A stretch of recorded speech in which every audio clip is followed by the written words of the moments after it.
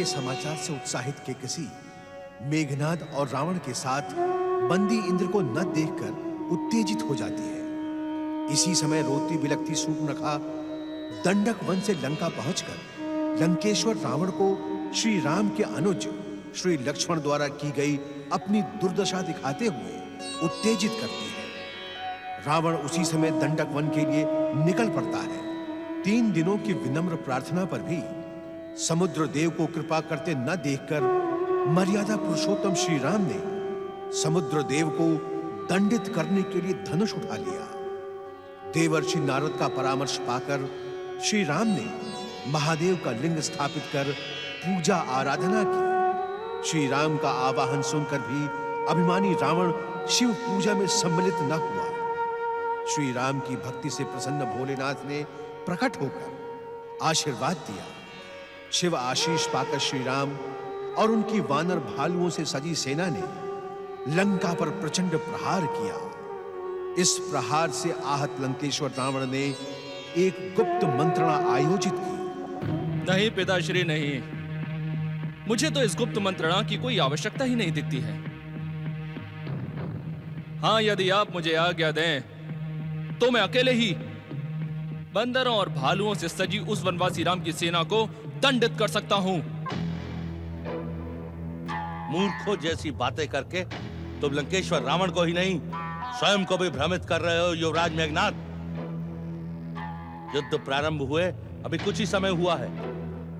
किनारान तक दुरागम और महोदर जैसे कई बलशाली राक्षस वीर शत्रु के हाथों मारे गए। तीनों लोकों में विजय का ध्वज फहराने वाली राक्षस सेना की दशा दुर्दशा तक पहुंच गई है। और तुम कहते हो कि मंत्रणा की आवश्यकता नहीं। युद्ध प्रारंभ हो जाने के पश्चात मंत्रणा की नहीं, प्रदर्शन की आवश्यकता होती है ज्येष्ठ काकाश्री। मुझे अपनी शक्ति पर अभिमान है। मैंने देवराज इंद्र को अपनी शक्ति से बंदी बनाया था। जिसकी शक्ति पर उस वनवासी राम को इतना अभिमान है, उस हनुमान को बांधा था मैंने। ब्रह्मा के वरदान की आड़ में तुमने देवराज इंद्र को पराजित तो किया था इंद्रजीत, पर इतना तो बताओ कि महावीर हनुमान को बंदी बनाकर भी तुम्हें क्या मिला?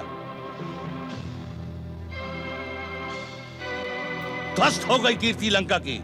तुम्हारी आंखों के सामने वो बजरंग बली सोने की लंका को राख का ढेर बनाकर चला गया, और तुम ब्रह्म बाण और नागपाश चलाकर भी उस अंजनी पुत्र हनुमान का कुछ नहीं बिगाड़ पाए। उसके दोषी हम नहीं, काकाश्री विभीषण थे। हाँ? मैं तो उस वानर को मृत्यु दंड देना चाहता था, किंतु पिताश्री ने भरी राजसभा में मेरे प्रस्ताव को ठुकरा कर और काकाश्री विभीषण के प्रस्ताव को स्वीकार कर हनुमान की पूंछ में आग लगाने का आदेश दे दिया। तुम ठीक कहते हो पुत्र। उस दिन विभीषण की बात मानना मेरी भूल थी। यदि आज हनुमान राम के साथ ना होता तो राम की शक्ति अधूरी थी। आप हनुमान के अंत की बात कर रहे हैं? लड़कपन में सूर्य को फल समझकर मुंह में रखने वाले हनुमान को शत्रुता की दृष्टि से देखना भी असंभव है भ्राताश्री। अशोक वाटिका में उस असंभव को भी मैंने संभव किया था। ये तुम्हारी भूल है वत्स। संसार के बंधन काटने वाले हनुमान जी लंका की सैन्य शक्ति, अस्त्र शस्त्र की संख्या और रणनीति का अनुमान लगाने के लिए ही तुम्हारे बंधन में बंधे थे। यह असत्य है। पुत्र मेघनाद की वीरता पर मिथ्या आरोप है।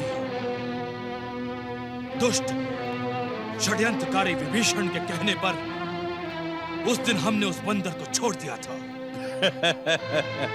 हंसी आती है लंकेश्वर। परंतु मैं आपसे एक प्रश्न अवश्य पूछना चाहता हूं। हनुमान जी को तो छोड़ दीजिए, ये बताएं, उस दिन राज्यसभा में अंगद के जमे हुए पैर को उखाड़ने में लंका के सारे वीर, यहां तक कि मेघनाद और आप भी असफल क्यों रह गए थे लंकेश्वर? समय सदा एक सा नहीं रहता भैया। पूर्व से निकले सूर्य को पश्चिम में अस्त होना ही पड़ता है। ज्येष्ठ काकाश्री, यदि आप इसी प्रकार हमारा मनोबल तोड़ते रहेंगे तो हम युद्ध भूमि में जाने से पहले ही युद्ध हार जाएंगे। यह युद्ध तो हम उसी दिन हार गए थे युवराज मेघनाद, जिस दिन लंकेश्वर जगत जननी सीता को हरकर यहां लाए थे। हम यहाँ वाद विवाद के लिए नहीं, लंका की राक्षस सेना का मनोबल बढ़ाने के लिए एकत्रित हुए हैं। युद्ध तो प्रारंभ हो गया है महाबली कुंभकर्ण। अब या तो शत्रु मरेगा या फिर हम वीर गति को प्राप्त होंगे, पर युद्ध नहीं रुकेगा। हम सबको युद्ध लड़ना ही होगा। यही युद्ध का नियम है और रावण की मर्यादा। मुक्ति के मोह में मैंने श्री राम से युद्ध करना तो स्वीकार कर लिया, परंतु धन्य है मेरा भाई विभीषण, जिसे राम के चरण सेवा का अवसर मिला। विभीषण का नाम भी न लो मेरे सामने कुंभकर्ण, उसका नाम भी न लो मेरे सामने। केवल राक्षस सेना के मनोबल को बढ़ाने की बात करो। पिताश्री, केवल एक दिन का समय दीजिए मुझे। मैं अपनी वरदानी शक्तियों से राम की सेना को तहस नहस कर दूंगा। ऐसा भीषण प्रहार करूंगा कि पृथ्वी तो पृथ्वी, पाताल और स्वर्ग भी कांप उठेंगे। नहीं पुत्र नहीं, जिन स्थितियों पर हम विचार कर रहे हैं उसके प्रति तुम गंभीर नहीं हो। इस समय प्रश्न व्यक्तिगत और वरदानी शक्ति का नहीं, राक्षस सेना के मनोबल का है।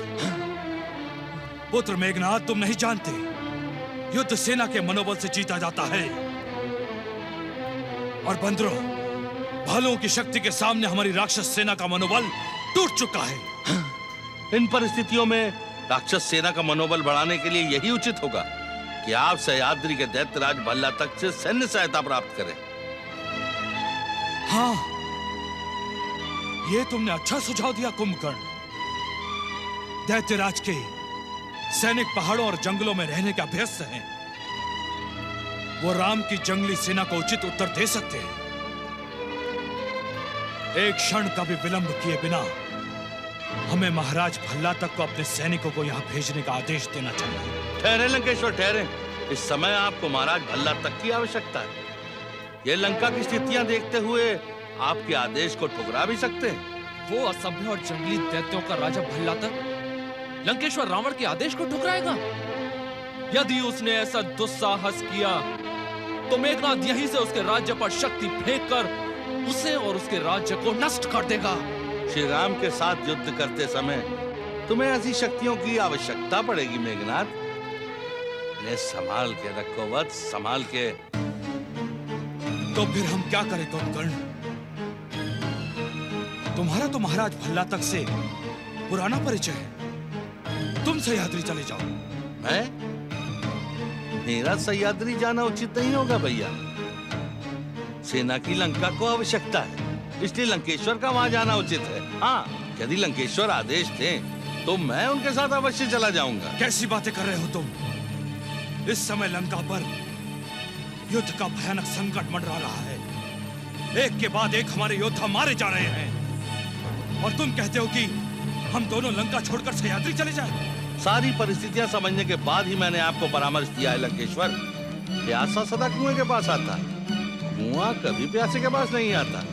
तुम्हारी बात तो सत्य है कुंभकर्ण, पर मैं लंका छोड़कर सह्याद्री कैसे?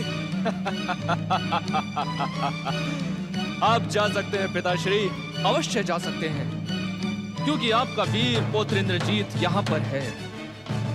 मैं आपको वचन देता हूँ, जब तक आप सह्याद्री से लौट कर नहीं आएंगे, हम अपनी वरदानी शक्तियों से राम की सेना को रोके रखेंगे। और हो सकता है जब आप लौट कर आए तो आपको पता चले कि राम और लक्ष्मण युद्ध छोड़कर मेघनाद के दास बन गए। शक्ति पर विश्वास सफलता का कारण बनता है भैया, पर अति विश्वास पराजय का मार्ग भी खोल देता है। फिर भी युवराज मेघनाद को यदि अपनी शक्ति पर इतना विश्वास है तो एक बार परखना आवश्यक है। एक बार नहीं, 10 बार मेघनाद की शक्तियों को परखा जा चुका है ज्येष्ठ काका श्री। आज अवसर है तो एक बार और परख लीजिए।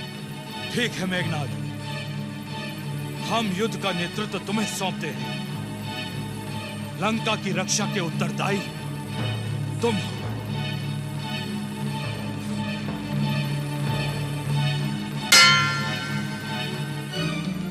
लंकेश्वर की जय हो। आज्ञा लंकेश्वर।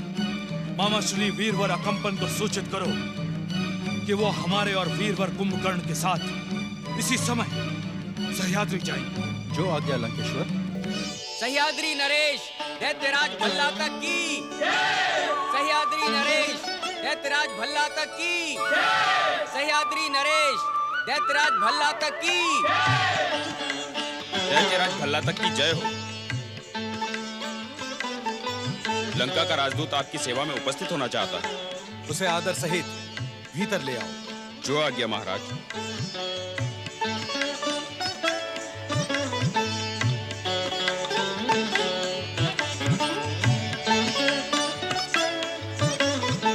दैत्यराज भल्ला तक की जय हो। दैत्यराज, राक्षस दैत्य और असुरों के गौरव को सारे संसार में प्रचारित करने वाले राक्षस कुल शिरोमणि लंकेश्वर रावण अपने छोटे भाई वीर कुंभकर्ण के साथ शीघ्र ही यहाँ पधारने वाले हैं।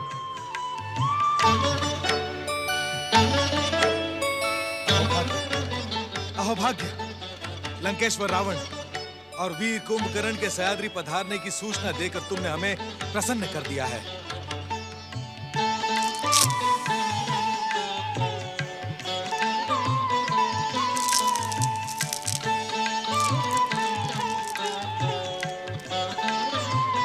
सह्याद्री के राजपुरुषों, विश्रवा पुत्र लंकेश्वर रावण और वीर कुंभकर्ण ने अपने ही बाहुबल से तीनों लोकों पर अधिकार किया है। यह हमारा सौभाग्य ही है कि वे स्वयं हमारी राजधानी को पवित्र करने और हमारी कीर्ति बढ़ाने के लिए यहाँ पधार रहे हैं। हम लंकेश्वर रावण और वीर कुंभकर्ण के भव्य स्वागत का आदेश देते हैं। सह्याद्री नरेश दैत्यराज भल्ला तक की।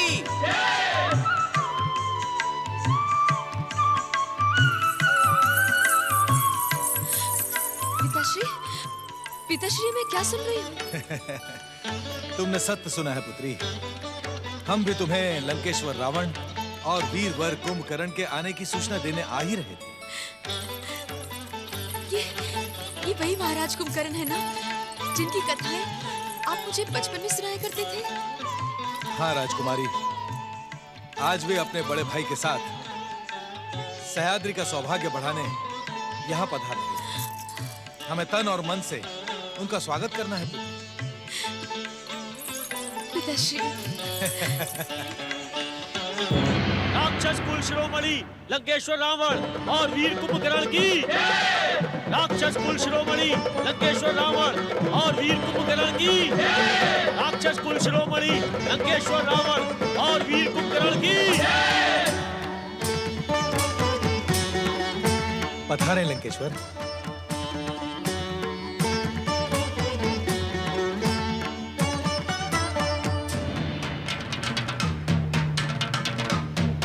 आइए, पधारिए। आइए।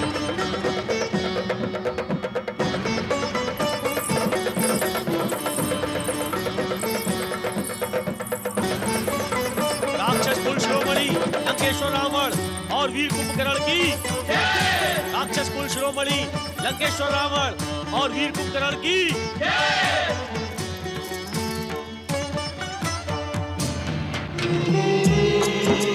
लंकेश्वर की जय हो। दैत्यराज भल्लातक की पुत्री राजकुमारी करकटी आपका स्वागत करने पधारी है लंकेश्वर।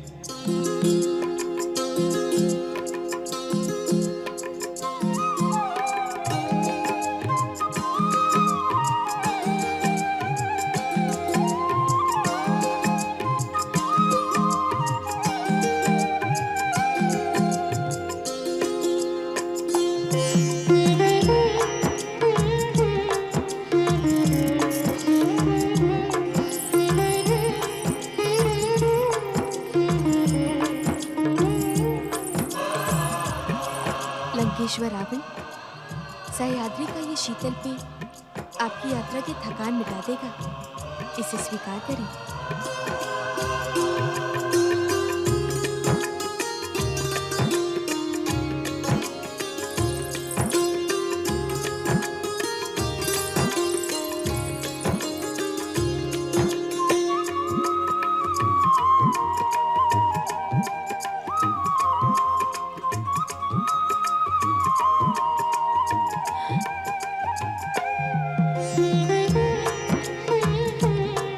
लगता है आपकी प्यास शांत नहीं हुई। ये प्यास कभी शांत नहीं होगी राजकुमारी, और मैं इस प्यास को शांत करना भी नहीं चाहता। बस समय की गति यहीं रुकी रहे।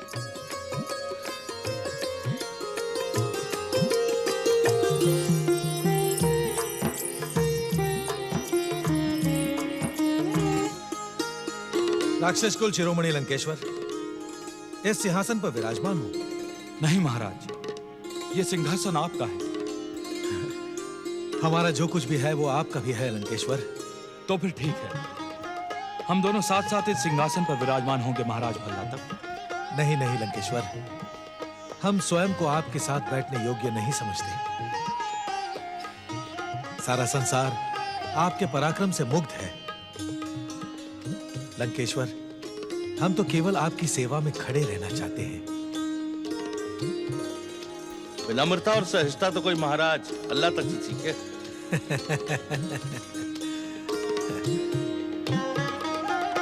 विराजी,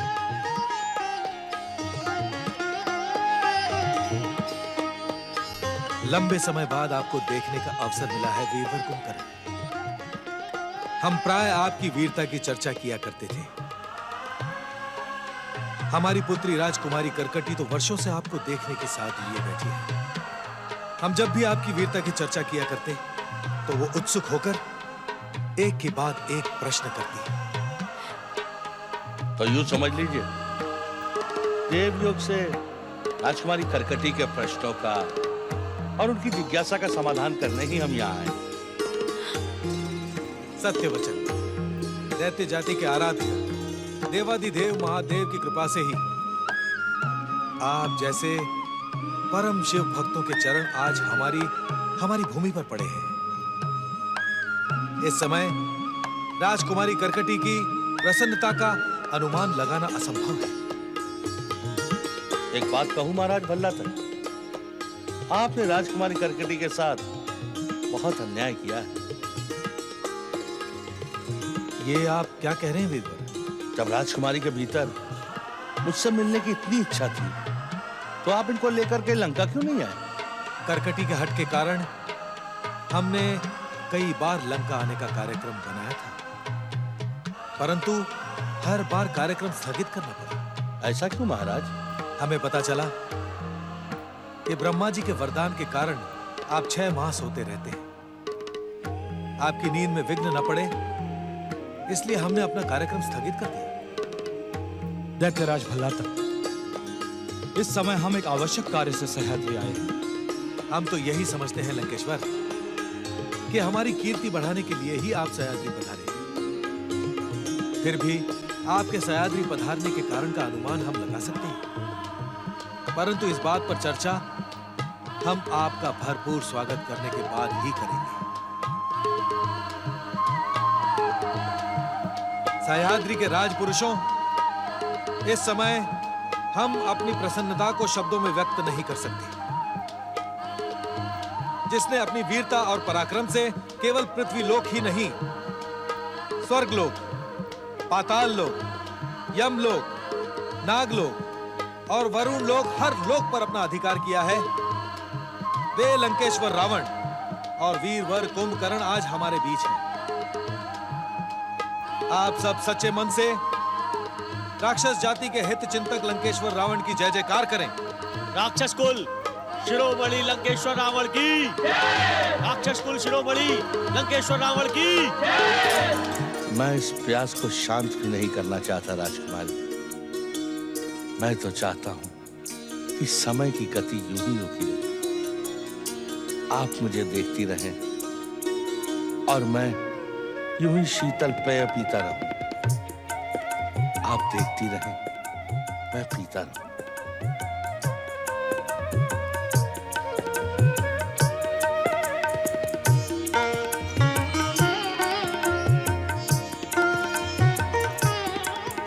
कितने सुदर्शन है महाराज कुंभकर्ण, कितने सरल और कितने बलिष्ठ। मुझे पिताश्री की बात नहीं माननी चाहिए। आज से बहुत पहले ही उनकी सेवा में स्वयं को समर्पित कर देना चाहिए था।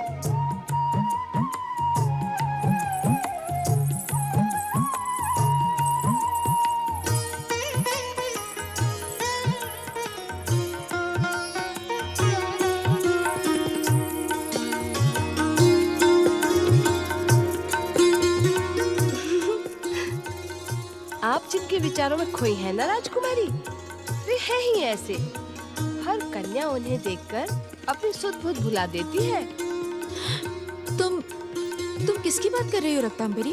उन्हीं की, जिन्हें देखकर हमारी राजकुमारी की सुध बुध खो गई।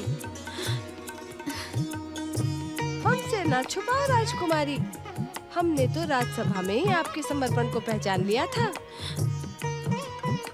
तुम बहुत चतुर हो गई हो रक्तांबरी। इसमें चतुराई क्या है राजकुमारी? वे आपको, आप उनको जिस प्रकार निहार रही थी ना, उसे देखकर तो कोई भी अनुमान लगा सकता है कि प्रेम की सुगंध दोनों हृदयों को महका रही है। महाराज कुंभकर्ण है ही ऐसे, बलिष्ठ शरीर, लंबा कद और मुख पर एक बालक की तरह भोलापन, अद्भुत, अद्वितीय। रक्तांबरी, अब जब तू मेरे मन की बात जान ही गई है, तो किसी भी प्रकार महाराज कुंभकर्ण से मेरी भेंट का प्रबंध कर दे। उनसे मिलने के लिए मेरा हृदय तड़प रहा है। इस तड़प को शांत करने का उपाय है मेरे पास। मैं अभी इसी समय आपकी भेंट महाराज कुंभकर्ण से करवा सकती हूँ। कैसा उपाय है? राजकुमारी, हम दोनों अतिथि सेवा की भावना से महाराज कुंभकर्ण के पास जाएंगे। नहीं रक्तांबरी, मैं ये नहीं कर सकती, मुझे लाज आती है। अरे, एक ओर से तो कहती हो कि भेंट करा दो और दूसरी ओर कहती हो कि लाज आती है। आपको अपनी लाज को तो त्यागना ही पड़ेगा राजकुमारी। तू समझ नहीं रही है रक्तांबरी। यदि मैं राजमहल में उनसे मिलूंगी तो लोग चर्चा करेंगे। मैं तो उनसे एकांत में मिलना चाहती हूँ, अपने मन की कहना चाहती हूँ और उनके मन की सुनना चाहती हूँ। पर वे क्या एकांत में मिलने का प्रस्ताव स्वीकार करेंगे? करेंगे क्यों नहीं? तूने ही तो कहा था, प्रेम के फूल की सुगंध आप दोनों को महका रही है। तू बस मेरा एक काम कर, तू उनकी सेवा में प्रस्तुत हो जा और अवसर मिलते ही मेरा निवेदन दे देना। जैसी राजकुमारी की आज्ञा। आपकी कृपा से मुझे महाराज की सेवा में जाने के साथ साथ अपनी चतुराई दिखाने का अवसर भी मिल जाएगा।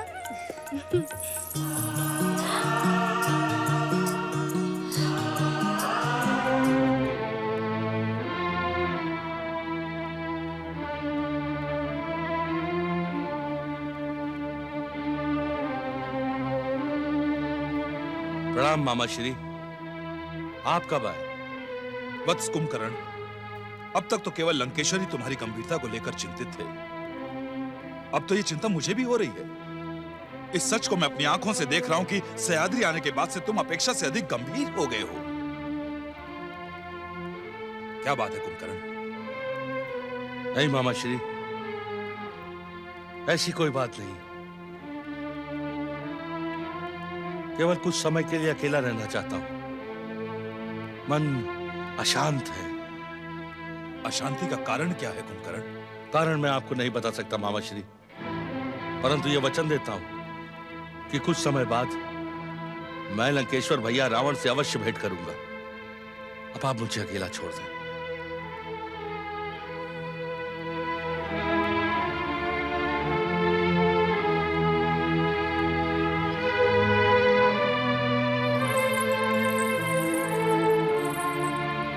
अनुमान तो ठीक ही था मेरा।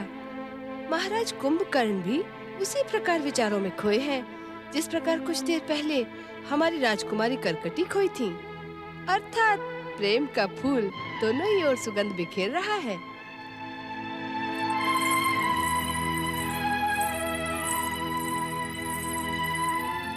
कुंभकर्ण महाराज की जय हो। आप क्यों? आप किसी और की प्रतीक्षा कर रहे थे क्या?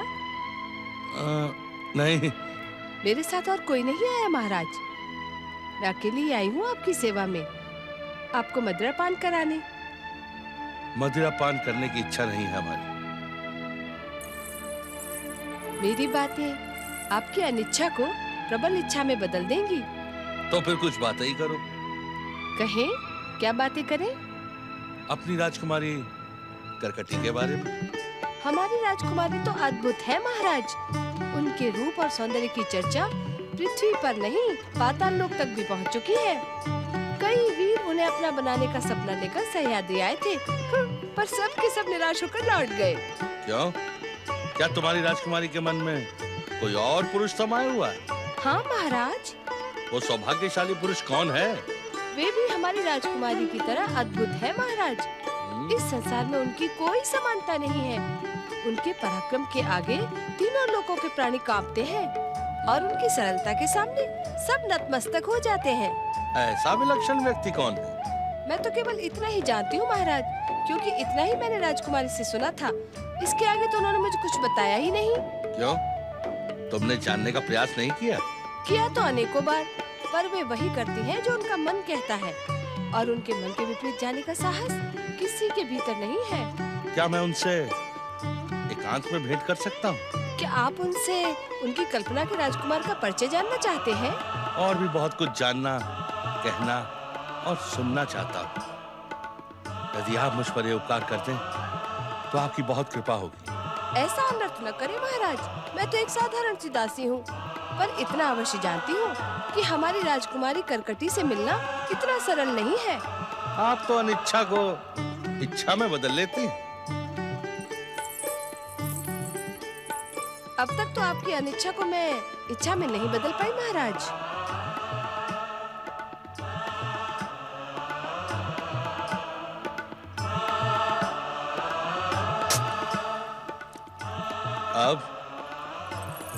अब तो प्रयास करना ही होगा, पर भेंट हो या ना हो ये तो राजकुमारी की इच्छा पर ही निर्भर करता है। वैसे मुझे उनसे भय बहुत लगता है। आपको भयभीत होने की कोई आवश्यकता नहीं। मैं जानता हूँ हमारी भेंट का प्रस्ताव सुनकर राजकुमारी करकटी प्रसन्न हो जाएंगी। यदि आपको अपनी बात पर इतना ही विश्वास है तो संध्या काल में राजमहल के पीछे वन प्रदेश में आ जाइएगा। संध्या काल के समय राजकुमारी प्रतिदिन वही वन विहार के लिए जाती हैं।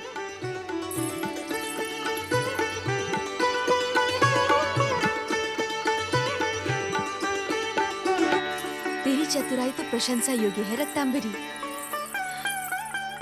किंतु अकेले मिलने जाने में मुझे लाज आती है। कैसे जाऊंगी, क्या कहूंगी, मैं नहीं जा पाऊंगी। अरे अब कैसी लज्जा राजकुमारी, वे आपके लिए कोई पराई थोड़ी ना है। आपके प्रति उनके मन में उमड़ते प्रेम को देखकर मेरा मन प्रसन्न हो गया है।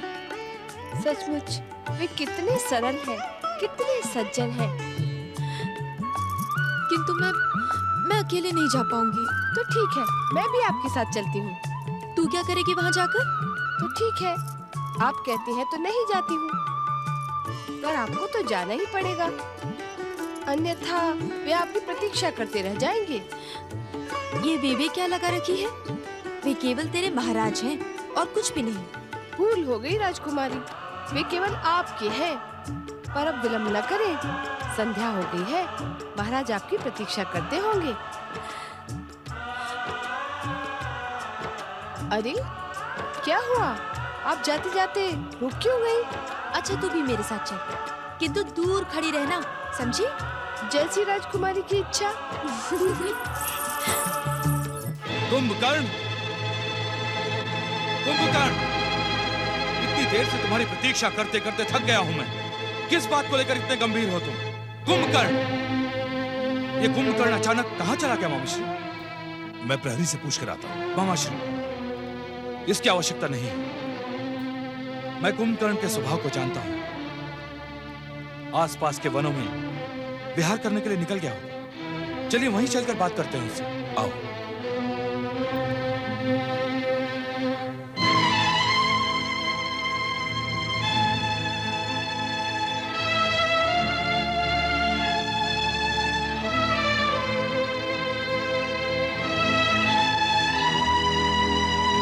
क्या बात है, राजकुमारी अभी तक आई क्यों नहीं? दासी ने तो कहा था कि वो प्रतिदिन संध्या काल को यहीं आती है। क्या उन्होंने मेरे प्रस्ताव को स्वीकार नहीं किया? क्या मुझसे उनके प्रेम को पहचानने में कोई भूल हो गई? क्या उनकी कल्पना में कोई दूसरा पुरुष है? राक्षस वीर कुंभकर्ण,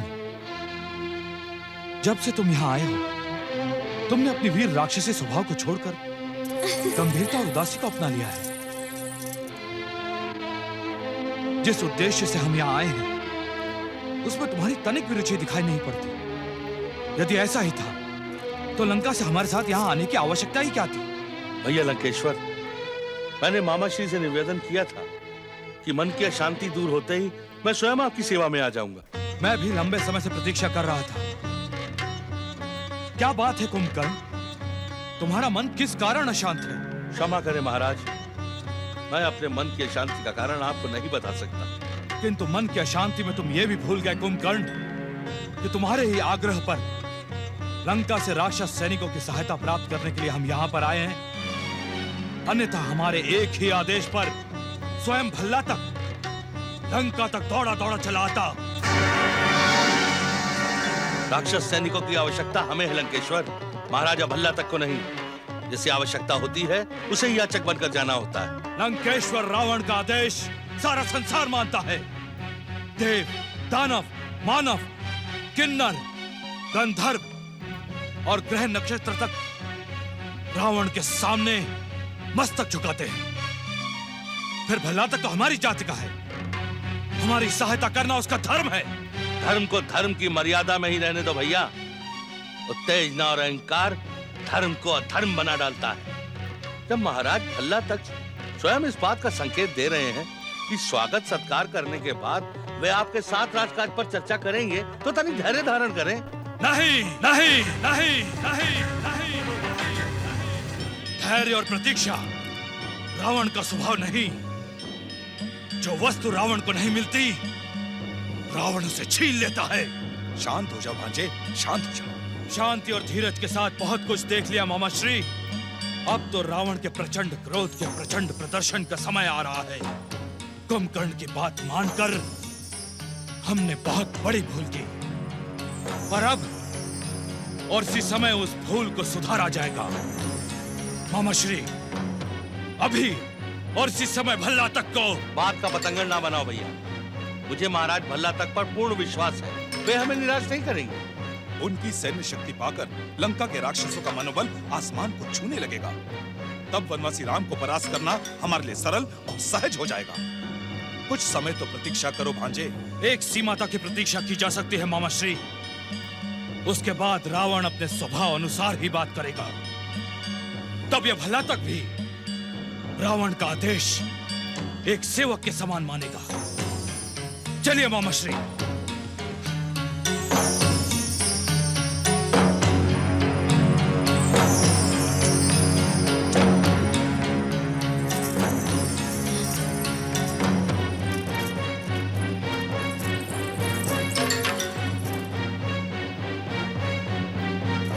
महाराज, राजकुमारी आप?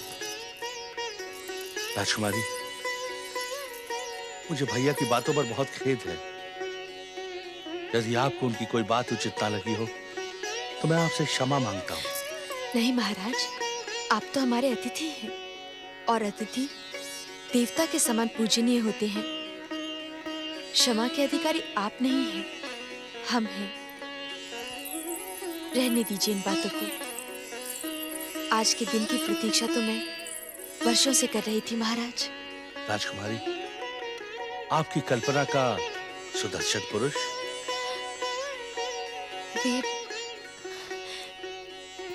वे आप ही हैं महाराज।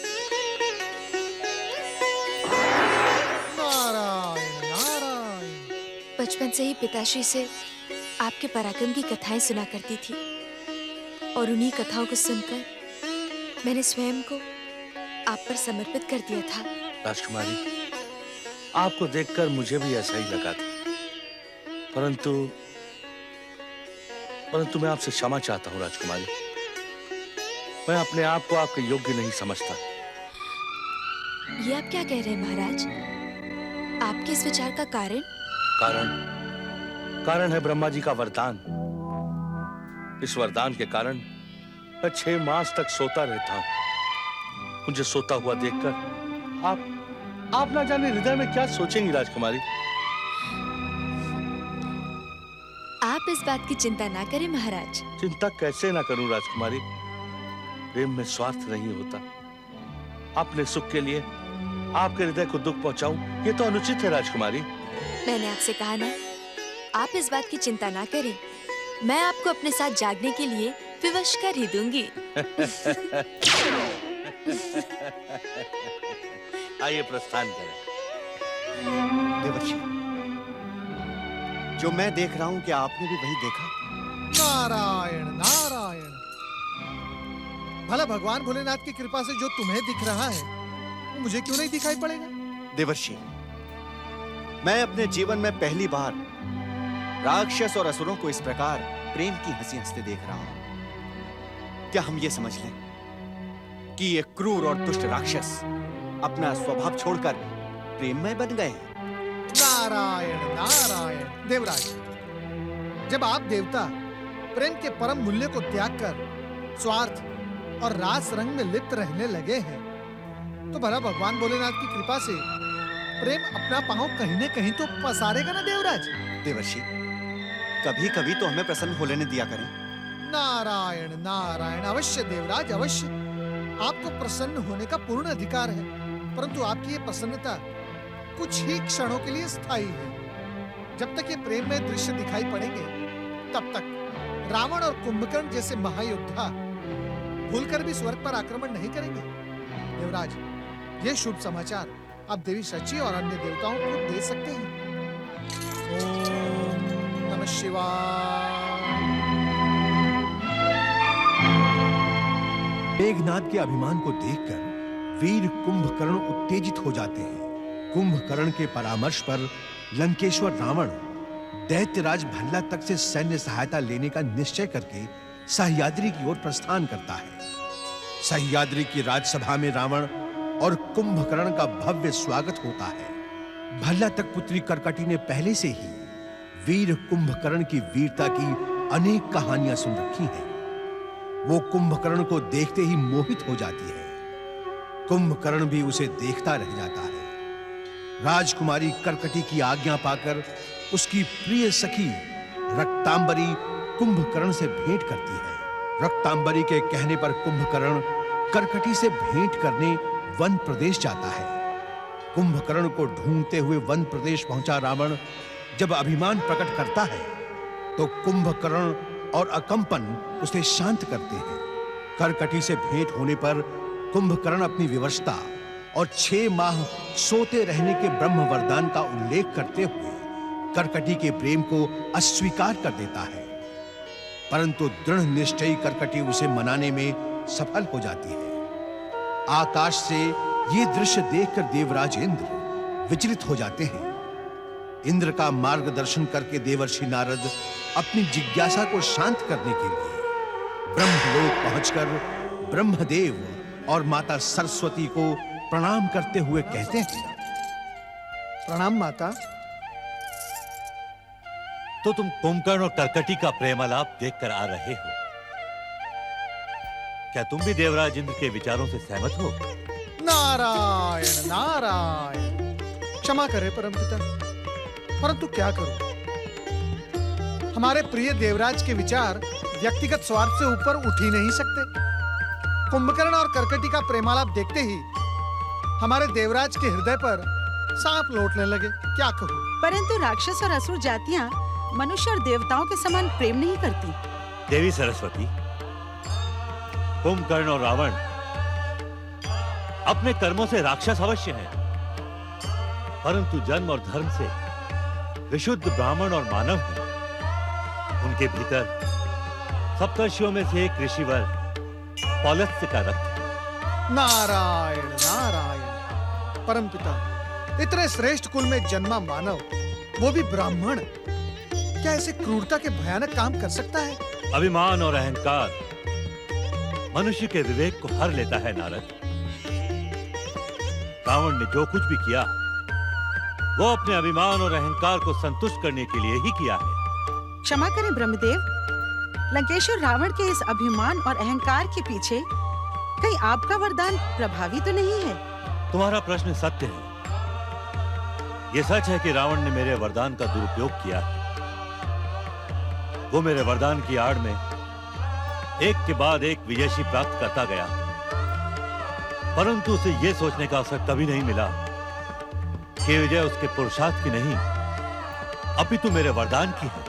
परंतु परमपिता, आपने रावण को कभी इस सत्य का आभास कराने का प्रयास क्यों नहीं किया? प्रयास करने से भी कोई लाभ नहीं होता नारद। रावण के मन में यह बात दृढ़ता से बैठ चुकी है कि उसकी विजय उसके पुरुषार्थ का परिणाम है।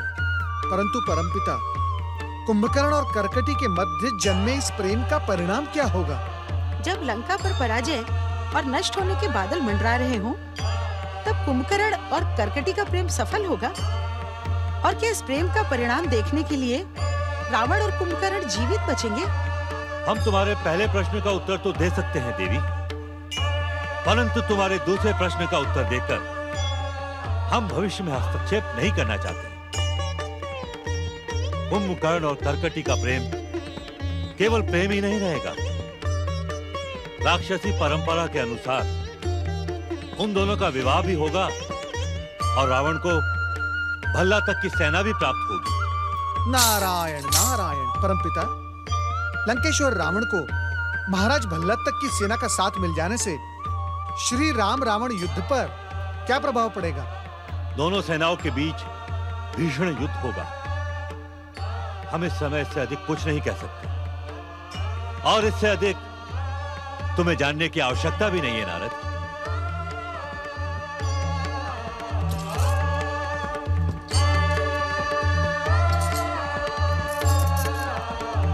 ओम नमः शिवाय। सच जगदम्बरी, उनके विषय में जो कुछ भी सुना था वे उससे अधिक महान एवं सरल है। उनकी जितनी प्रशंसा की जाए उतनी कम है।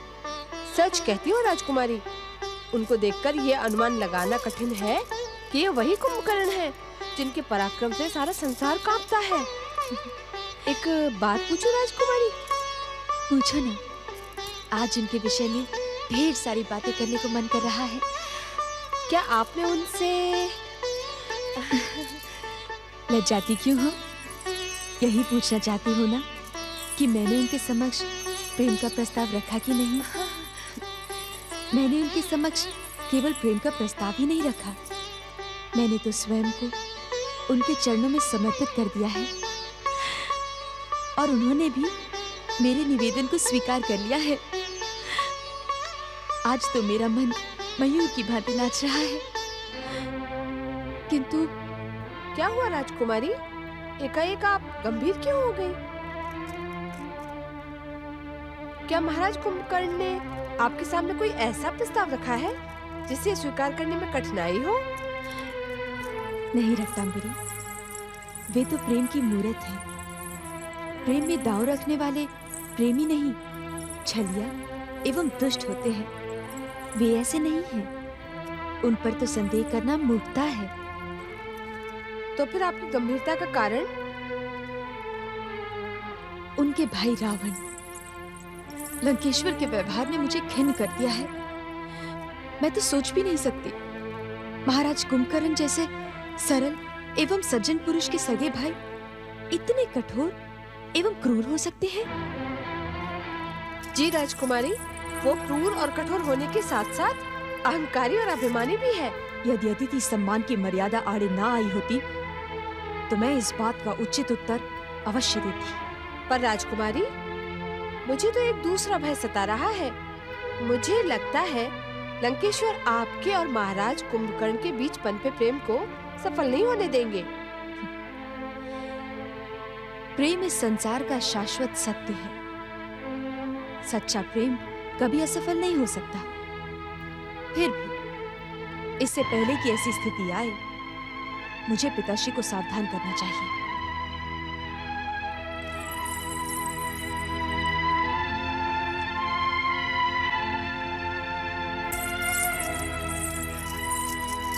प्रणाम पिताश्री।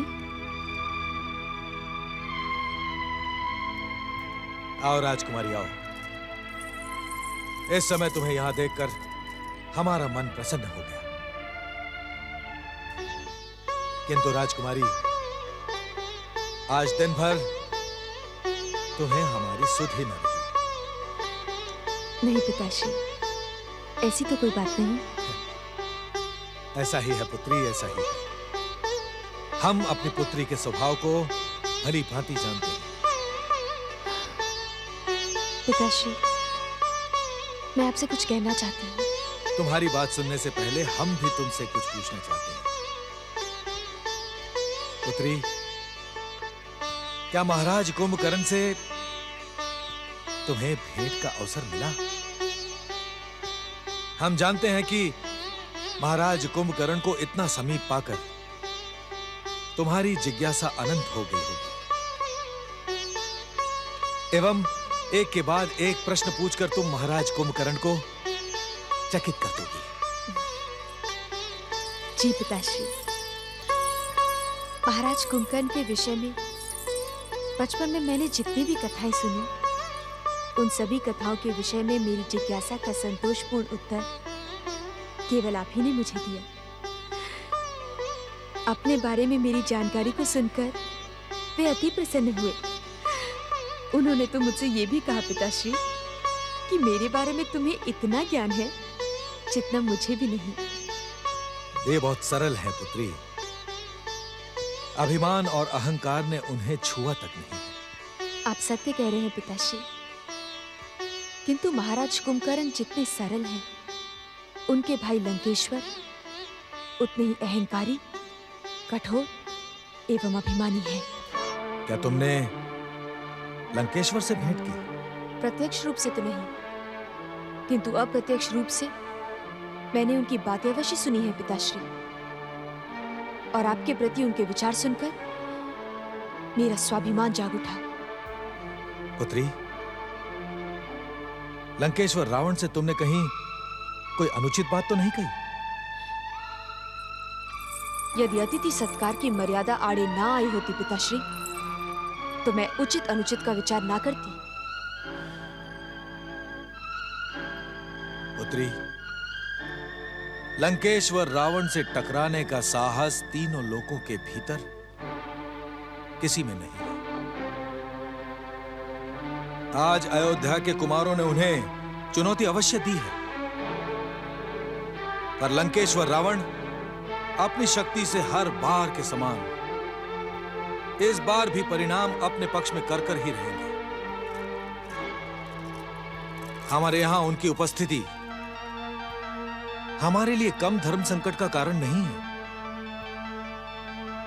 यह साहस केवल लंकेश्वर जैसा वीर ही कर दिखा सकता है।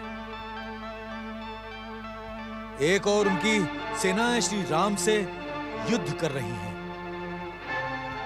दूसरी ओर लंकेश्वर युद्ध को अपने पक्ष में बनाने के लिए सह्याद्री चले आए। मैं ये तो नहीं जानती पिताश्री कि ये उनका साहस है अथवा विवशता, किंतु इतना अवश्य जानती हूं कि भले मेरे पिताश्री में उनका विरोध करने का साहस ना हो, किंतु मुझ में है। आज्ञा दो।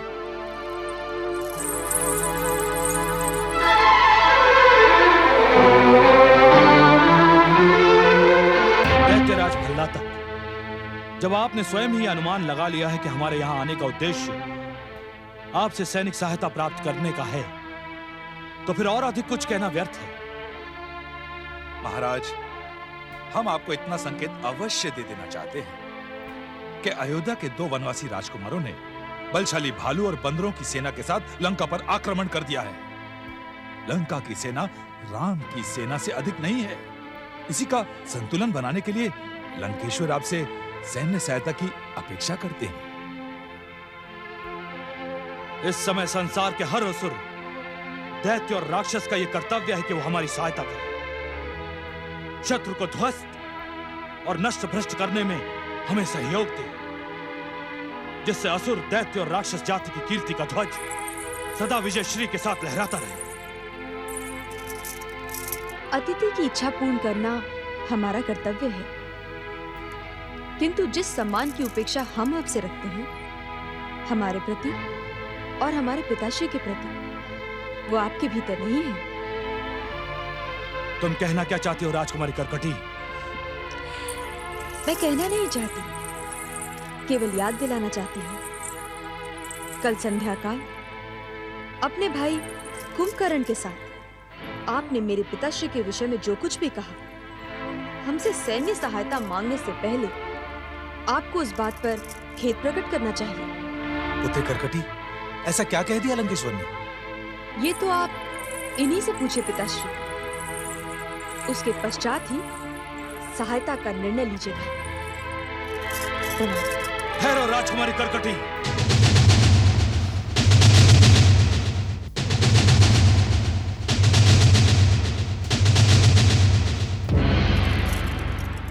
इस प्रकार प्रश्न उठाकर और हमें आरोपित करके तुम्हें इस मंत्रणा कक्ष से जाने का कोई अधिकार नहीं है। तुम्हें हमारी बात भी सुननी होगी और सुनकर हमारी बात पर संतुष्ट भी होना होगा। यदि आपकी बात संतुष्ट करने योग्य होगी तो हम अवश्य संतुष्ट होंगे। लंकेश्वर, तुम्हारी ये उत्तेजना हमारे लिए घातक हो सकती है। मामा श्री, इस मंत्रणा में अब आपकी सहायता की कोई आवश्यकता नहीं है। जब आप लंकेश्वर के मनोभावों को नहीं पहचान सके तो आपको लंकेश्वर का साथ देने का कोई अधिकार नहीं। जाइए, अतिथि कक्ष में विश्राम कीजिए। जाइए। जो आ गया लंकेश्वर।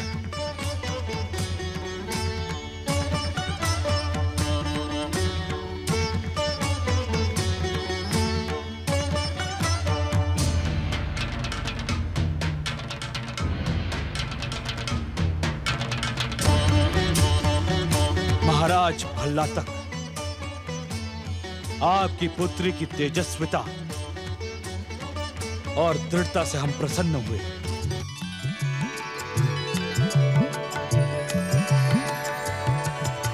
दैत्य दानव और राक्षसी कन्याओं के भीतर ऐसी ही दृढ़ता, ऐसी ही आंख होनी चाहिए। आप नहीं जानते महाराज भल्ला तक, जो दृढ़ता आज राजकुमारी करकटी ने दिखाई है, वही दृढ़ता, वही स्वाभिमान लंकेश्वर रावण ने सदा सदा अपनी माता केकसी के भीतर अनुभव किया है। हम प्रसन्न हुए राजकुमारी करकटी।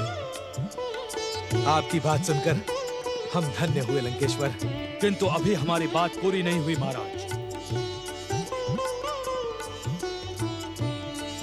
आपकी इस तेजस्वी पुत्री से अभी हमें क्षमा मांगनी है, इनके संवाद का आदर करना है। राजकुमारी करकटी, अब इसकी कोई आवश्यकता नहीं है लंकेश्वर। आप महान हैं। महानता का हर गुण आपके भीतर समाया हुआ है।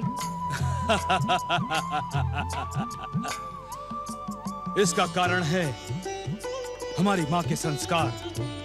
राजकुमारी करकटी, आज केवल तीनों लोगों के स्वामी लंकेश्वर को ही नहीं, भविष्य को भी तुमसे कई अपेक्षाएं।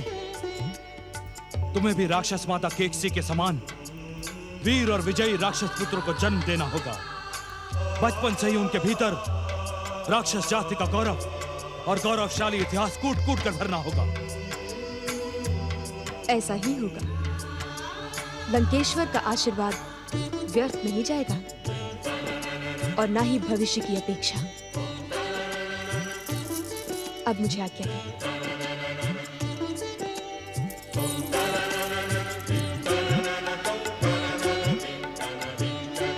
लंकेश्वर, हम आपकी इच्छा का आदर करते हुए सह्याद्री की संपूर्ण सेना को आपके साथ भेजने के लिए प्रस्तुत हैं। परंतु उससे पहले हमारी एक चिंता का निवारण आवश्यक है। चिंता? कैसी चिंता दैत्यराज भल्ला तक? इस चिंता का संबंध ना तो आप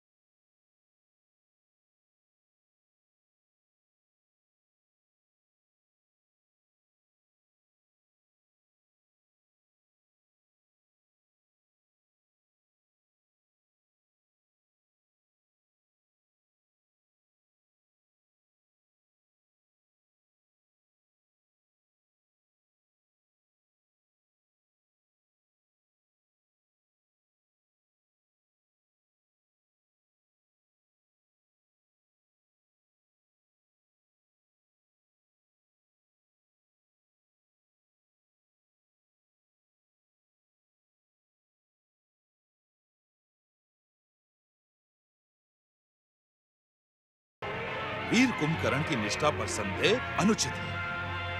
वो तो राजधर्म की मर्यादा से बंधे हैं। जो कुछ भी हो जाए, बहन केकसी का रक्त उसे आपके विरुद्ध विद्रोह करने नहीं देगा। किंतु वही रक्त विभीषण के भीतर भी तो है। उसने तो हमारे विरुद्ध जाने का दुस्साहस किया है, विद्रोह किया हमारे विरुद्ध। शत्रु की चरण सेवा करके हमें नीचा दिखाने का दुस्साहस किया उसने। अवश्य भांजे, अवश्य।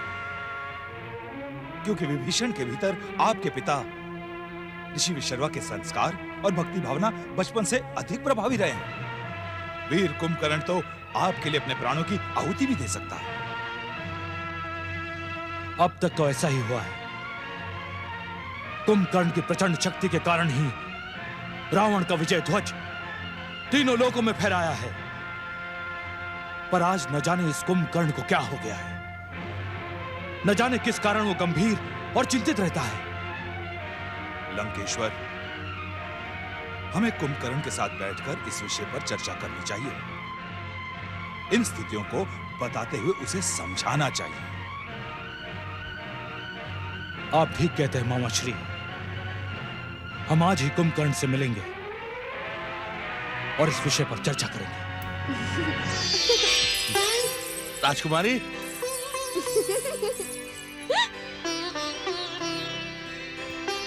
राजकुमारी, कहाँ हैं आप? कहाँ चली गई? कुंभकर्ण, लंकेश्वर रावण, आप यहाँ? महाराज भल्लातक, आपने अभी तक हमें अपनी चिंता के विषय में नहीं बताया। हमारी चिंता का कारण तो आप समझ ही गए होंगे।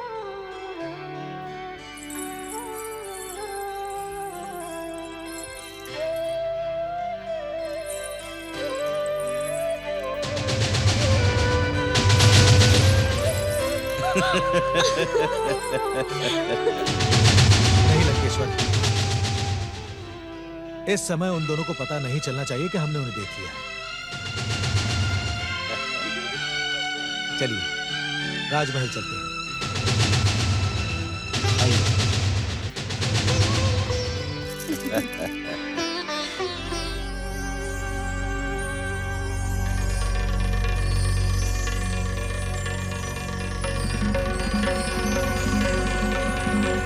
ये कुंभकर्ण ने मुझे किस चिंता में उलझा दिया। उधर लंका में वनवासी राम की जंगली सेनाएं उपद्रव मचा रही होंगी और इधर ये मूर्ख कुंभकर्ण प्रेम के गीत गा रहा है।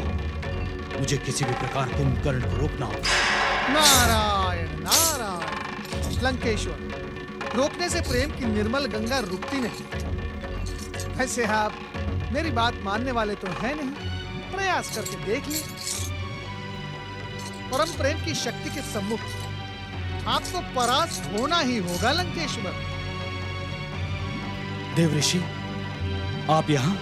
नारायण नारायण। लंकेश्वर, भगवान भोलेनाथ की कृपा से हम यहाँ ही नहीं कहीं भी आ जा सकते हैं। आपके मन का और कुंभकर्ण के हृदय का समाचार भी बता सकते हैं, युद्ध की सूचना और लंका की दुर्दशा भी बता सकते हैं। आप बताएं लंकेश्वर, आप क्या सुनना चाहते हैं? इस समय मेरा मन खिन्न है देवर्षि। मन की इस खिन्नता के दोषी स्वयं आप हैं लंकेश्वर। महालक्ष्मी स्वरूपा जगत जननी माता सीता का अपहरण करके स्वयं आपने इस खिन्नता को निमंत्रित किया है। अब वीरवर कुंभकर्ण को दोष देने से क्या लाभ होगा? नारायण नारायण। कभी न कभी ऊंट को पहाड़ के नीचे आना ही पड़ता है। नारद, मैं तुम्हारी व्यर्थ बातें नहीं सुनना चाहता। जैसे आए हो वैसे ही चले जाओ यहाँ से।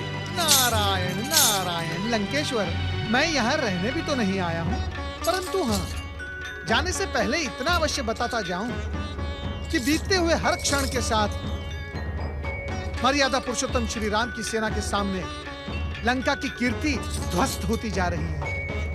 अभी भी समय है। अपनी भूल को पहचानो, परिस्थिति को पहचानो और अपनी भूल को सुधारने का प्रयास करो। भूल मैंने नहीं, मर्यादा का ढोंग करने वाले वनवासी राम ने की थी। मेरी प्रिय बहन शूर्पणखा के नाक कान काटकर उसने रावण के स्वाभिमान को ललकारा है। नारायण नारायण। लंकेश्वर, यदि समय रहते शूर्पणखा की भूल को देख लिया होता तो आज इन स्थितियों का सामना ना करना पड़ता।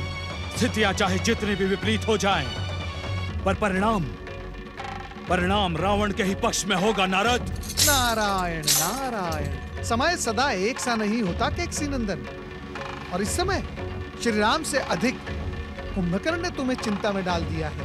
नारायण नारायण, इस चिंता के अंत का एक ही उपाय है लंकेश्वर, कुंभकर्ण और कर्कटी का विवाह। असंभव देव ऋषि, यह समय युद्ध का है, विवाह की बेला का नहीं। नारायण नारायण, लंकेश्वर फिर भी मैं कहूंगा प्रयास करके तो देख लो। ये कुंभकर्ण कठोरता या सरलता से मानने वाला है नहीं। फिर नारायण नारायण, ओम नमः शिवाय। ये आप क्या कह रहे हैं लंकेश्वर? क्या मैं राजकुमारी कर्कटी की वर्षों की तपस्या और निर्मल प्रेम को ठुकरा कर चला जाऊं? क्या राजकुमारी कर्कटी के साथ यह अन्याय नहीं होगा? न्याय और अन्याय पर विचार वहां किया जाता है जहां आपसी संबंध हो। संबंधों की दुहाई मुझे ना दे लंकेश्वर। मैंने दृढ़ निश्चय कर लिया है कि मैं राजकुमारी कर्कटी के साथ विवाह करके ही यहाँ से जाऊंगा। ये कैसी मूर्खता की बातें कर रहे हो तुम? क्या तुम्हारी बुद्धि भ्रमित हो गई है, या उस कर्कटी ने तंत्र मंत्र से तुम्हारी बुद्धि को कीलित कर दिया है? वहां लंका युद्ध की भीषणता से चल रही है और तुम ब्याह रचाने की बात कर रहे हो।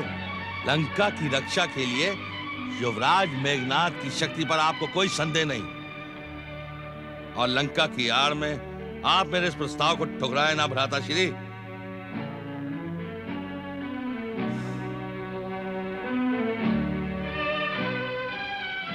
प्रिय अनुज,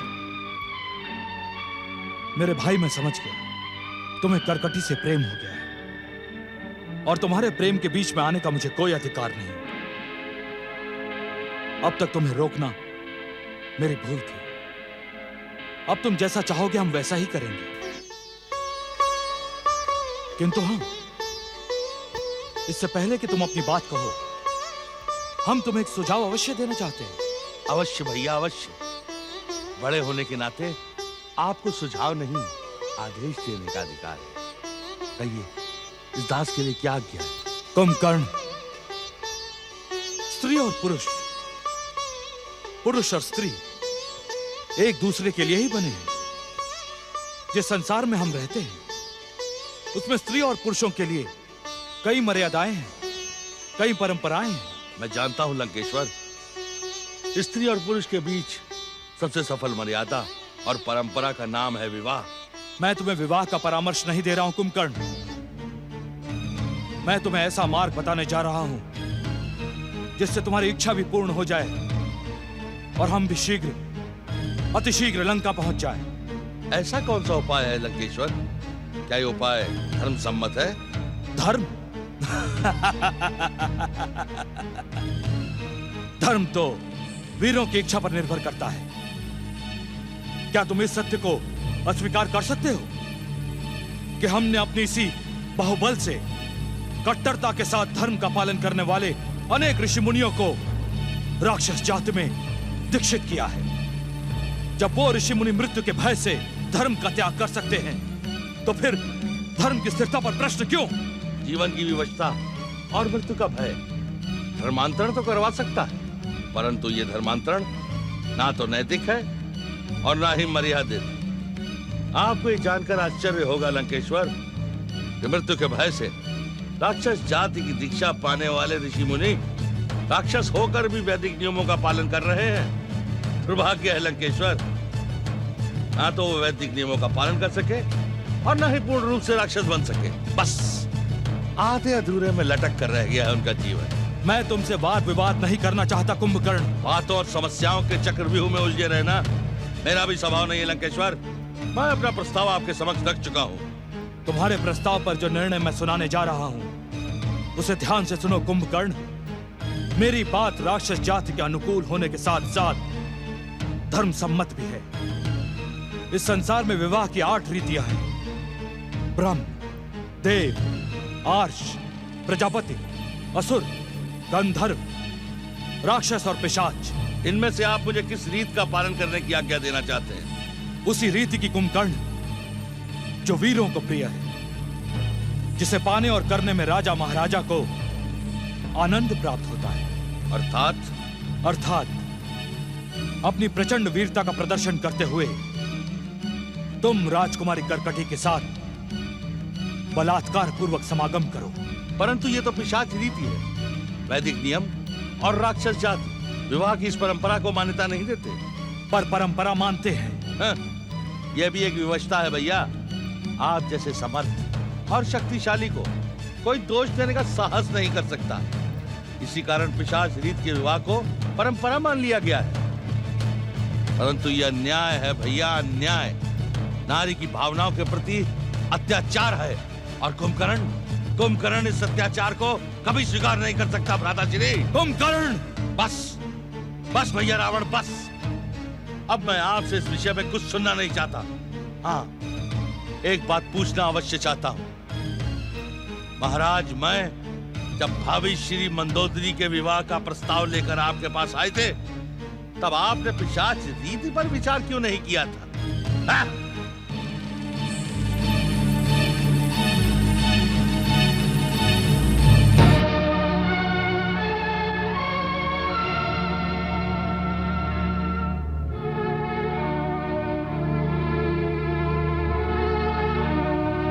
क्या बात है भांजे, तुम यहाँ? अरे मुझे बुला लिया होता। मामा श्री, हम अभी इस समय लंका की ओर प्रस्थान करेंगे और जाने से पहले उस दुष्ट कुटिल भल्लातक को ऐसा दंड देंगे कि उसके कुल में जन्म लेने वाली 21 पीढ़ियां भी लंकेश्वर रावण का नाम सुनकर भय से थर-थर कांपेगी।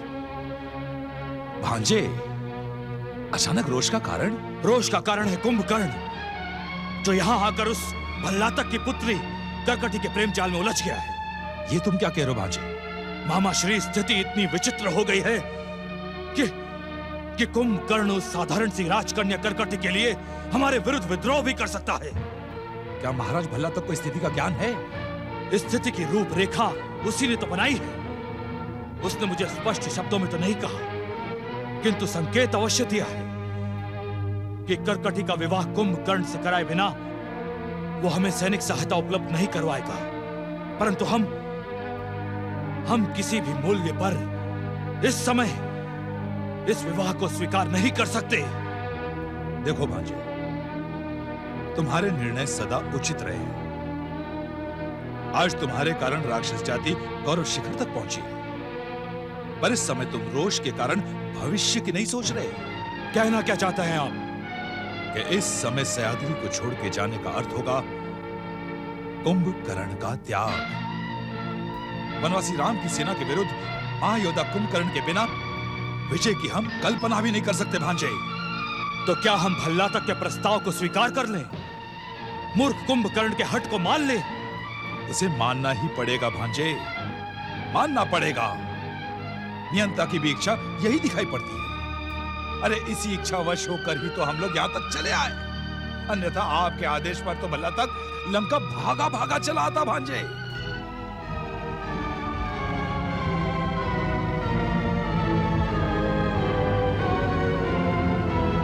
लंकेश्वर, इस सच को स्वीकार करो कि कुंभकर्ण तुम्हारा प्रिय भाई है। उसके हट का मान रखकर तुम उसे राम के विरुद्ध अपनी इच्छा अनुसार लड़ा सकते हो भांजे, इच्छा अनुसार। आप ठीक कह रहे हैं मामा श्री।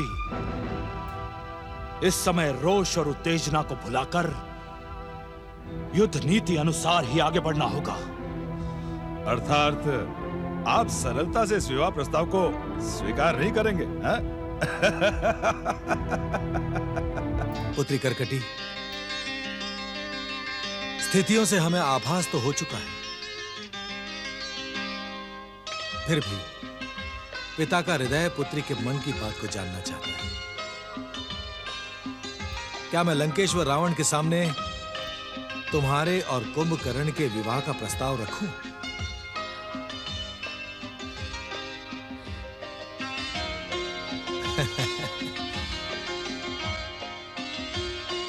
वैसे तो तुमसे पूछे बिना ही मैंने लंकेश्वर को इस बात का संकेत दे दिया था, पर अब तुम्हारी सहमति देखकर मैं स्पष्ट रूप से कह दूंगा। ठीक है पुत्री, अब तुम विश्राम करो। पिताश्री, मैं आपसे एक निवेदन करना चाहती हूँ। हाँ हाँ, अवश्य। पिताश्री, प्रस्ताव के साथ साथ आप लंकेश्वर को ये भी संकेत दें कि उन्हें मुझे लंका महारानी का सम्मान देना होगा। ये तुम क्या कह रही हो पुत्री? हमारी इतनी सारी मांगों को सुनकर लंकेश्वर उत्तेजित हो जाएंगे। उनकी उत्तेजना से मुझे कोई भय नहीं है पिताश्री। पर हमें तो है। लंकेश्वर की उत्तेजना हमारे सह्याद्री प्रदेश को घातक कर सकती है। क्षमा करें पिताश्री, किंतु जिसकी उत्तेजना और शक्ति से आप भयभीत हो रहे हैं, वो आज याचक बनकर हमारे द्वार पर खड़ा है। ऐसी स्थिति में आपका भयभीत होना शोभा नहीं देता। और हम तो कोई अनुचित बात नहीं कर रहे पिताश्री। सारा संसार उनके छोटे भाई कुंभकर्ण को लंका महाराज कहकर पुकारता है, तो हमें लंका महारानी का सम्मान देने में उन्हें कोई कष्ट नहीं होना चाहिए। कह तो तुम ठीक रही हो पुत्री। पुत्री, मैं तुम्हें वचन देता हूं कि मैं तुम्हारा कन्यादान तभी करूंगा जब लंकेश्वर रावण स्वयं तुम्हें लंका महारानी का सम्मान देने का वचन देंगे। पिताश्री,